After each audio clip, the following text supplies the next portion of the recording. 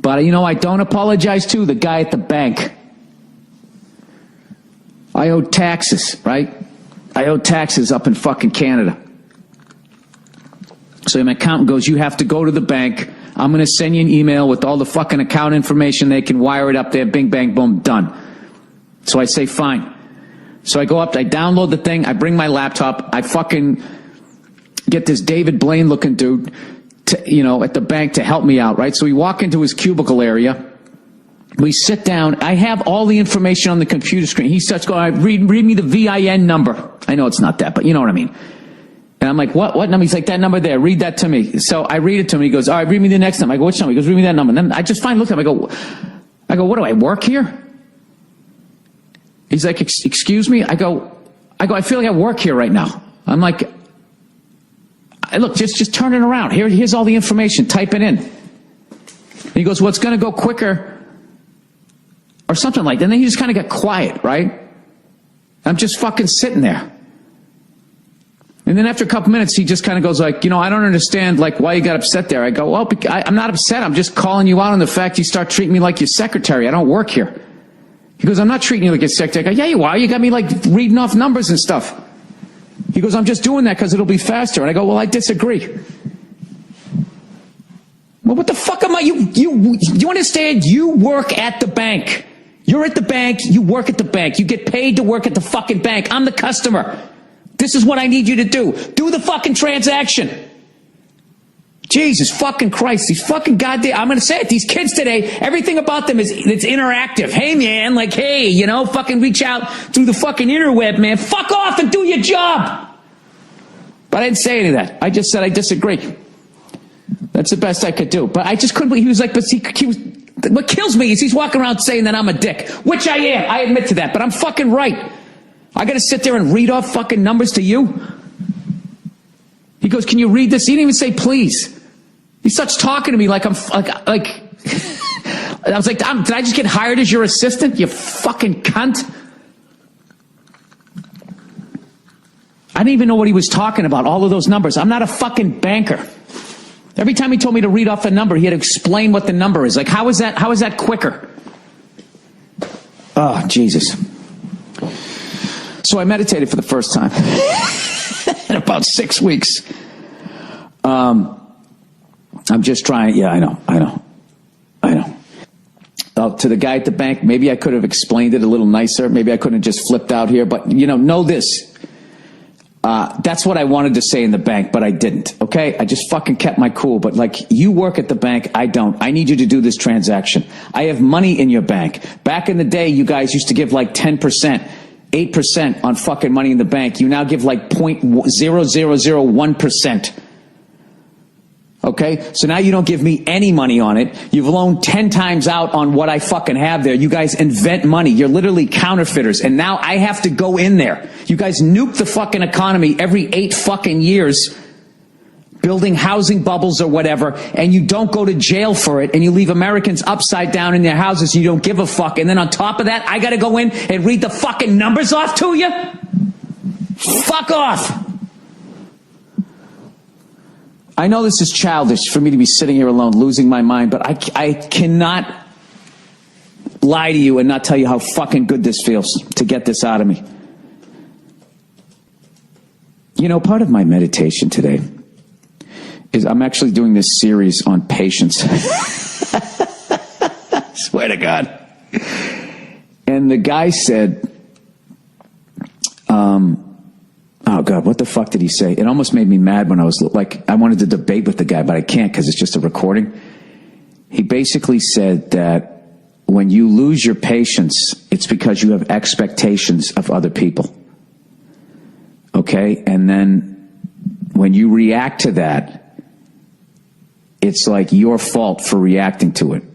For having, you're wrong to have these expectations of people. And I'm thinking in my head, like that doesn't make any, I'm, at this point, I'm wrong that I expect people to put in an effort at their job the way that I do.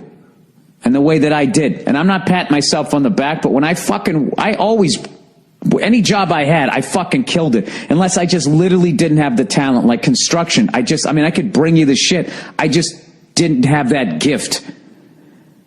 Or I tried to sell health insurance. I just wasn't good at it. And you know what I did? I had the decency with both of those jobs to quit within a week and a half.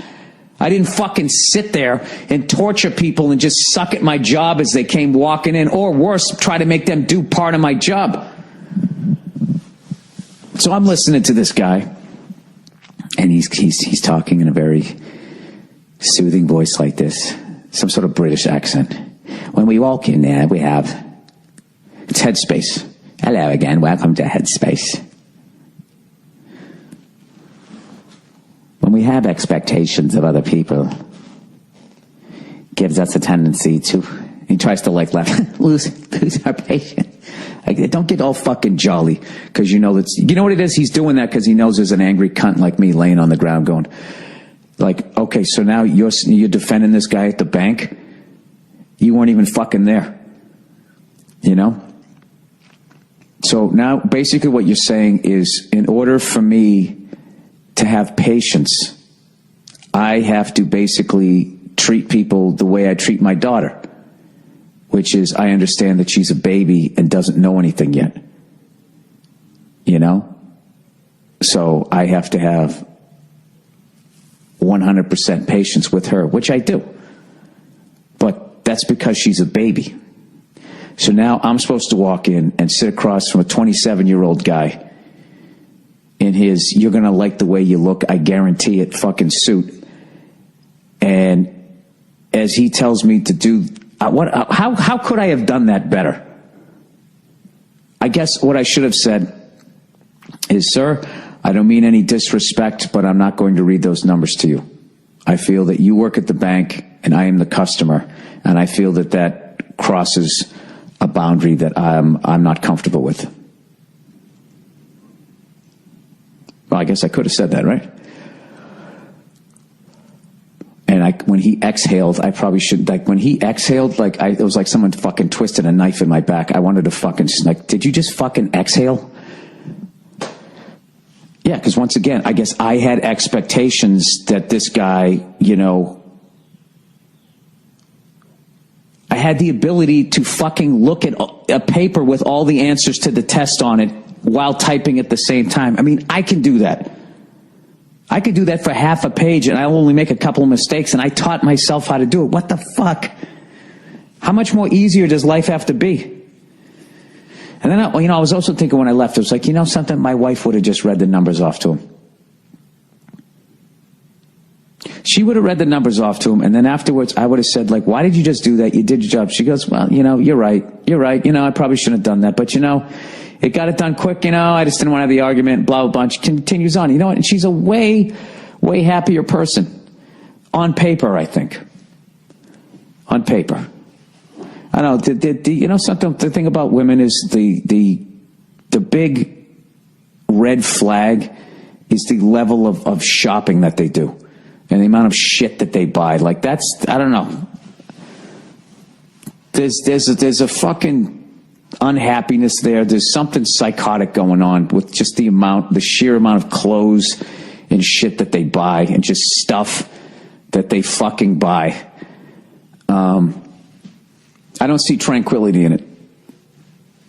I feel like that's like eating fucking, C's candies. They just love having that UPS driver showing up and, oh, it's a little package for me, I actually judge how well my relationship's going by how often the fucking UPS driver comes to the door. If he's coming a lot, then I need to take her out to dinner or something. If he's coming every once in a while, then it's just her doing the woman thing of basically, fucking kicking our retirement right in the seats. All right, I didn't need to go. Okay, whatever. I apologize to everybody. I apologize to that first guy at the fucking Verizon store. I apologize for the way I conveyed what I was trying to say to the David Blaine looking dude at the bank. I don't know. Maybe it's a new world. Maybe I'm just a fucking old guy. Maybe that's why I don't fucking know. I don't know. I still think I'm right. But I'm going to learn in the future not to have expectations of people and just sit there as the sands of my life slip away, waiting for somebody to do their fucking job that they get paid to do. Ever since I got back from Canada, Canada, you bunch of freezing cunts, I just got back from there, and I kind of realized that when I go on the road with the fellas, we act like we're on some sort of bachelor party. I don't know what it is, minus the fucking hooahs. Everything else, we basically, we booze and we smoke cigars and that thing, and it's just, it takes a lot out of me. And I got a bunch of shit I got to do, so I kind of need to be clear-headed as opposed to the usual. Usually when I got nothing going on in my life, I can fucking, I can have a few, right? I can wake up the next morning like, Jesus, I go get some fucking eggs or something, right? I can be in that mindset, but as of right now, I can't. So, I have not done anything. I haven't done shit. I haven't drank. I haven't smoked. I'm eating pretty good. I'm even laying off the internet porn. It's just fucking over. I actually got this Time magazine that was about internet porn and how it's like fucking people up, especially like kids, when they first, like, just the shit, who's kidding who? The shit you can see on the fucking internet. I can't believe nobody stepped in. I'm not saying somebody should step in, but, I got to tell you, if they knew what the fuck the internet was going to be whenever Al Gore was inventing it back in the 80s, I never said that. I said that I was involved in the email chain, whatever the fuck he said. That fucking guy. Remember when his campaign was over? Remember when he was dancing around and all sweaty and all that shit? He just looked like he was so fucking relieved that it was over. What a thing to go through, running for president. I just saw a clip of Hillary Clinton. I have not been paying attention at all, but Jesus Christ, what the fuck happened to her? She looks like Earl fucking Weaver. She looks like Earl Weaver. She was doing something, right? She was standing in some black church, right? Baptist church, I'm going to assume, I don't think it was a Jewish synagogue there, whatever the fuck temple. She was in this green suit. She's just like yelling, all the shit she was going to do. That's the only time a politician goes near the black community is when they're running. They swing by the church, they make a whole bunch of promises, and then they get in the fucking limo and they go, let's get the fuck out of here. Right? Fuck out of Dodge. And then they go over, they do a town meeting, talk to all the lunch pail Louis, right? Then if there's even those people left in this country, if you fucking make anything, and they get over there and they roll up their sleeves. That's when, they're talking to the working man. They take off their sport coat and they roll up their sleeves. Like they're going to build something rather than just go out there and say the exact same bullshit they just said in the Baptist church with more of a fucking lunch pail swing to it, right? And the whole fucking thing. It's just gross. I don't know how anybody sits there and watch that shit, but the latest thing that I've become fascinated with is I completely leave whatever the fuck I was just talking about. I'll come back to it, the clean living thing. Who wants to listen about clean living? It's the most boring shit ever. Anyways, I've become fascinated with how super rich people avoid paying taxes. It's fucking fascinating. It's one of those things, it's like you got to respect it on a certain level. It's the brilliance of it. And then there's a certain level of balls that takes because you're fucking with your freedom. Anytime you're fucking with taxes, you know what I mean? Fucking with the government, anytime you're doing that, what is that? I don't know what the fuck. Is that a federal thing? I guess if you're not paying your federal income tax, yeah, Bill, that would probably be a federal crime. I don't know. I always say you got to cross state borders. Do you have to not pay taxes and then leave your state before it becomes federal? I don't know. I don't know these things. But anyways, just the balls that it takes and I don't know. I don't like people physically hurting other people.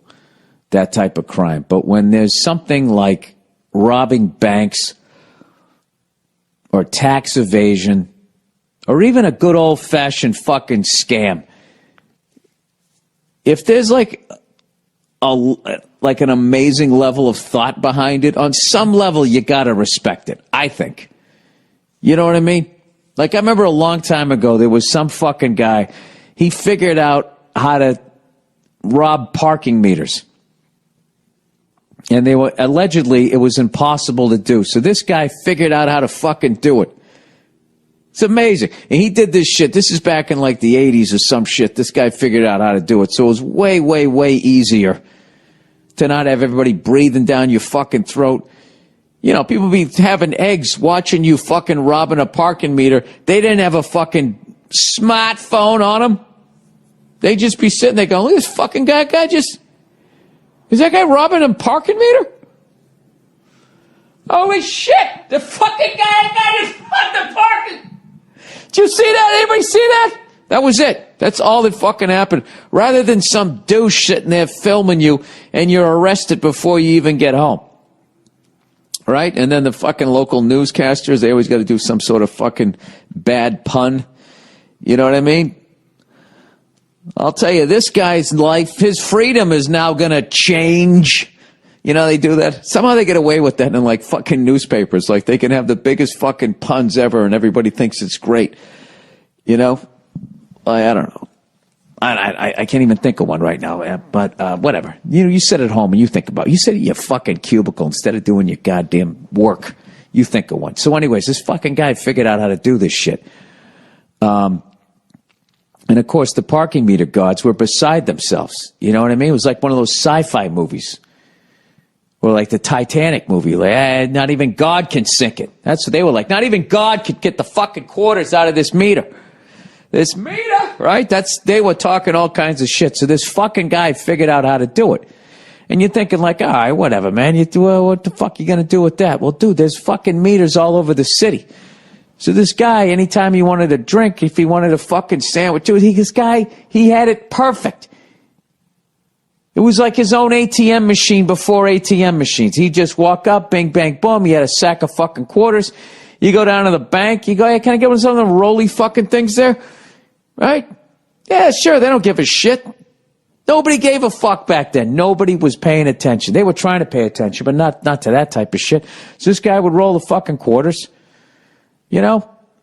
Rolls enough quarters. Next thing you know, he gets himself out. How the fuck would you get all those quarters down to a car dealership? I have no fucking idea.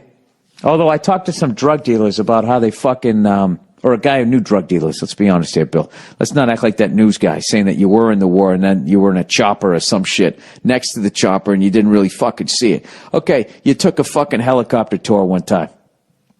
You weren't even in Iraq. Whatever the fuck he said. I don't pay attention to shit. So anyways, I was talking to this guy and basically how back in the day when drug dealers were still driving around in flashy cars, because from what I heard nowadays, they don't even want to attract that level of attention. How it used to be was any cash deal that was over 10 grand had to be fucking reported. So what these drug dealers would do was they would go out and they'd buy a car worth 9 grand for cash, and then they drive it around for like a fucking week, and then they trade it in for a car worth 16 grand. Maybe get 7 for theirs, and then they throw another fucking 9 at the other car. Now they got a $16,000 car. You drive around for a little bit, you fucking trade it in on a $23,000 car. They give you whatever, and so on and so forth. Until you trade your way all the way up to whatever fucking car you wanted. And I just look at that shit. It's like, I mean, that's not the deepest thing, but that's the way my brain would work. I'd be like, well, I guess I gotta drive a piece of shit then. What's the point of dealing drugs? Right? Or I'd just say, fuck it. I'm buying a Ferrari and I'm gonna drive it until they catch me fucking 3 weeks later. By the way, the Ferrari I like is the Ferrari California. That's the old man one. The fucking GT, the Grand Touring one, right? I don't need to ride around in some Batmobile. Just give me one that's shaped like a fucking Jaguar from back in the day, you know? Or maybe a Toyota Supra. Remember those fucking things from the 80s? I remember this guy loaned me his. Well, he used my truck to move, and I ran and I beat the shit out of his car, and he beat the fuck out of my truck, and we both got our cars back, and he's smelling rubber, and I'm seeing all kinds of scratches all over my truck, and we just, it's kind of a fair deal, right? And then we both got arrested for drinking and driving months later. But that's a completely different story. I know, I'm all over the map. I'm doing this late night, and I don't want to be doing it right now, but I got shit to do in the morning. So anyways, This fucking guy, you know, if he had half a fucking brain, what you do is you keep your day job, right? You keep your fucking day job, and then, you know, for anything miscellaneous, you just go to the parking meters, right? And what you do is you start storing up on the quarters. Then every once in a while, right, you start washing the money with your fucking cat. I know what you do. You fucking, you go into stores and stuff. Who gives a fuck, right?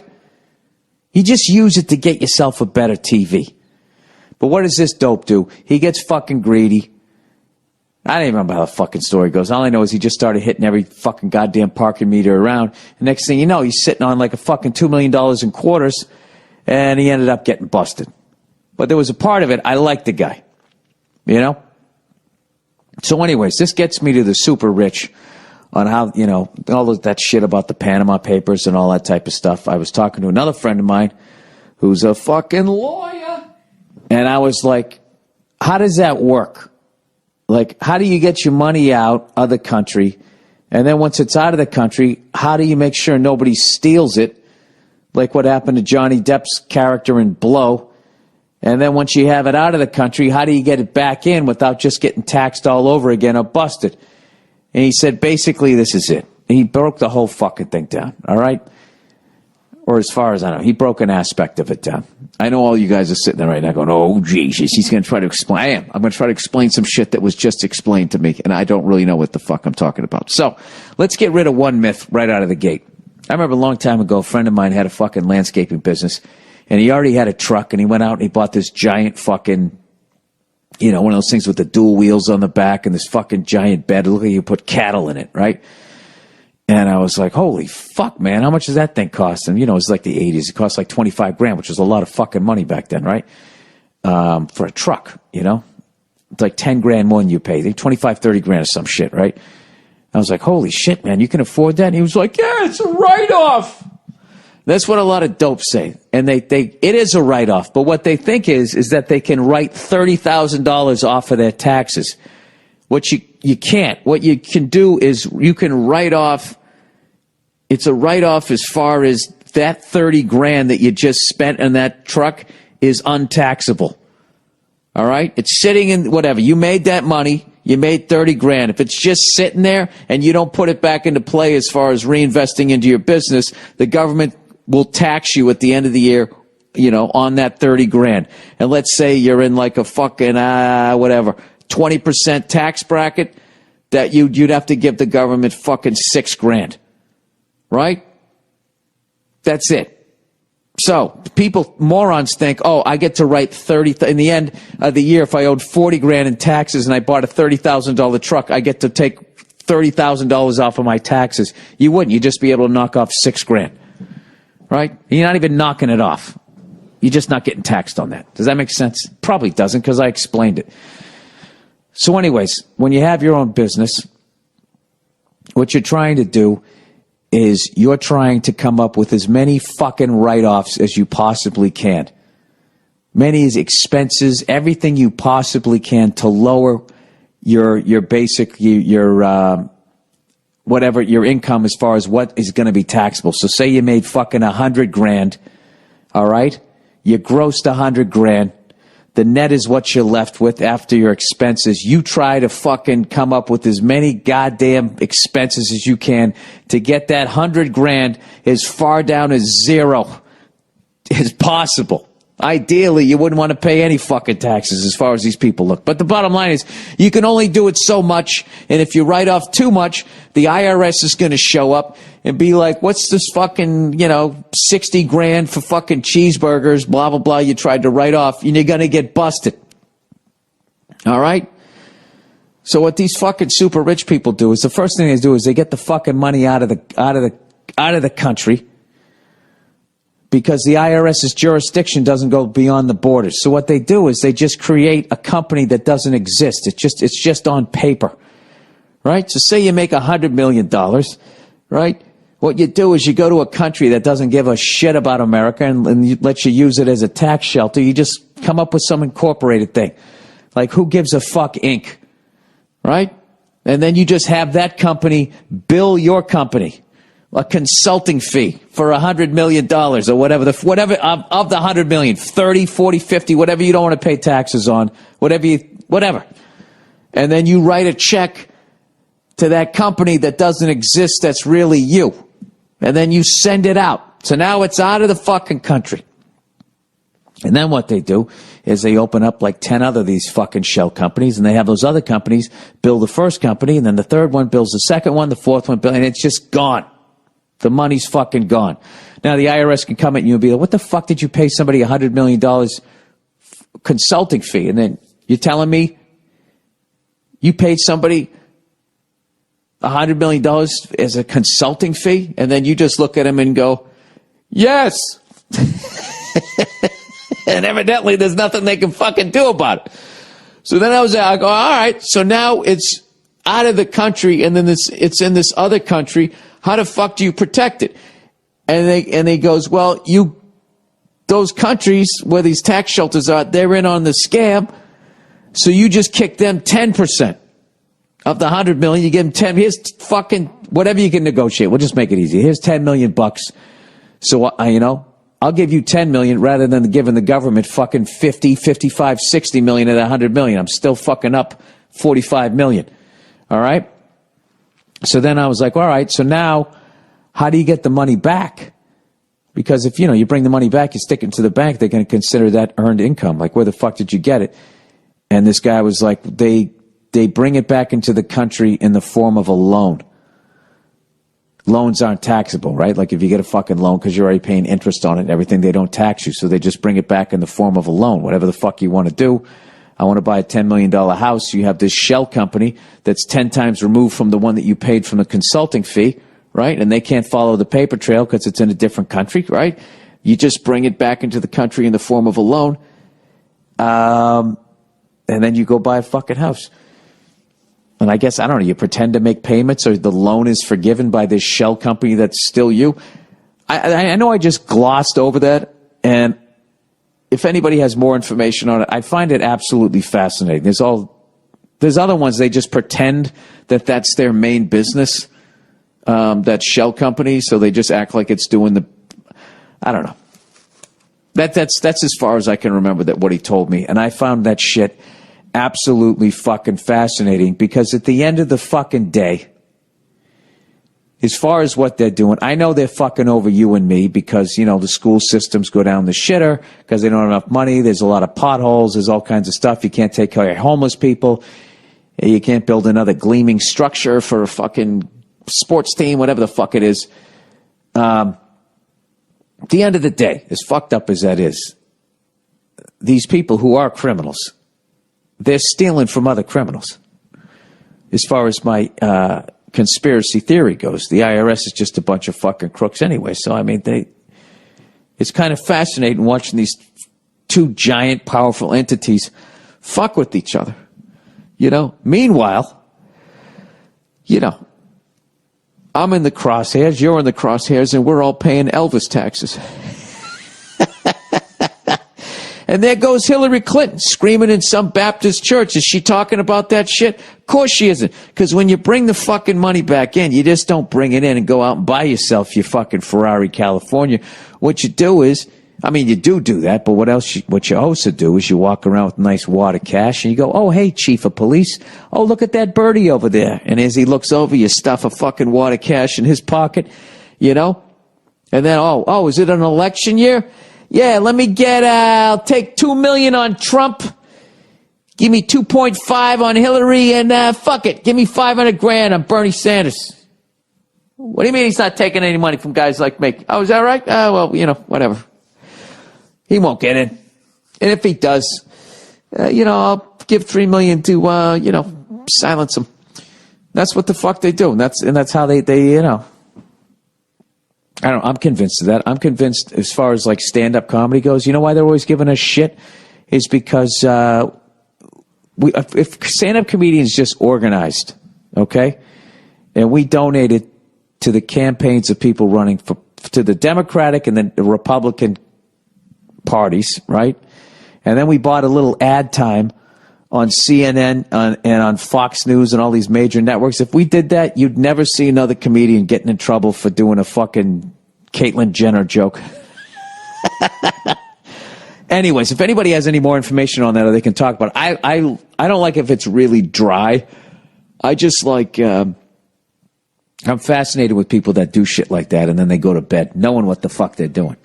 And they got to be thinking at some point, like, the wolf's got to be coming to the door at some point. Hang on one second. I got to answer this. All right, so I'm back. Of course, I completely forget what the fuck where I ended off. But what I really learned when I was, listening to this lawyer telling me all this shit. I know I say in the balls that takes to go to bed at night, knowing at any point, like, all of a sudden the fucking feds are going to kick in your fucking door. But I think that these guys are like the smarter ones. And when you watch like American Greed, what I noticed when I watched them, all of their fuckery was within the borders of the United States, which I guess if you're too dumb to know, you don't realize you're not going to get away with it forever. But like, once after talking to this guy, it just seems like anybody who just tries to have their entire illegal entity within the borders of one country is, you're just on borrowed time. So I think when you watch American Greed, what you're really seeing is the hacks of, you always see these fucking idiots. They buy a house, they get all these fucking cars, and they have some strippers come over. Oh, my fucking laptop. Oh, that was a laptop hitting hardwood floors. Come on, baby. Come on, come around. You're all right. Hang in there. Help is on the way. Oh, fuck. Oh, you fucking motherfucker. Steve Jobs is laughing somewhere right now. He's laughing at me because I got to give him money, and he also knows there's going to be another little kid's got to put it together. All right, it's saved. It's saved. So anyways, let's read a little bit of fucking ad shit here before my screen goes dark. Hang on a second. I find that shit, I find all that stuff fucking amazing. It's really, really interesting. If you just remove yourself from it, the humanity of it or whatever, and all the people that it's affecting and kids not getting better school books and shit, if you just look at the fucking game that's going on, it's really fucking interesting. I think they're going to try to wipe out the poor and the middle class. Keep a couple of us, like a small handful of us, the way that pandas are only in like zoos at this point or some shit. I don't know. Maybe I picked the wrong fucking animal, but that's the direction I think it's going. All right? There's your first crazy rant, which was based mainly in gut feelings and a couple of emails. But I truly believe that.